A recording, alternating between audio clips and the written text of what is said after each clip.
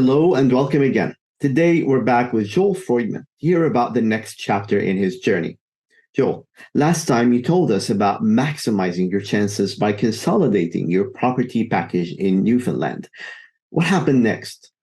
Well, we've kind of evolved even our, I wouldn't say fully evolved our positioning to a dual track, but the main mineral we're targeting at Golden Rose is gold, unsurprisingly, and that's the top priority target right now is the Smarts Pond high grade gold target.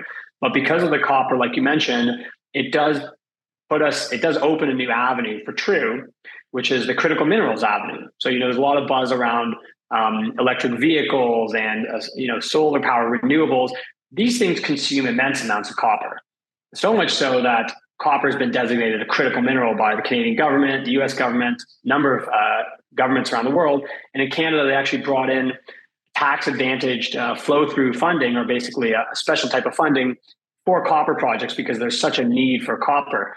And so by virtue of having this demonstrated copper on a large chunk of our property, TRU can now tap into an extra pool of capital, which is people who are looking to invest in copper, whether it's kind of critical minerals focused flow through funds or other strategic counterparties who would be looking for copper exposure and not so much gold. So it really has opened us up to another avenue of funding and market positioning, I'd say. But still, we have to do more work at that target to get a sense of how viable it is, how much copper is there really. Very early stage. Like we were the first ones to discover that area. We were the first ones to drill it.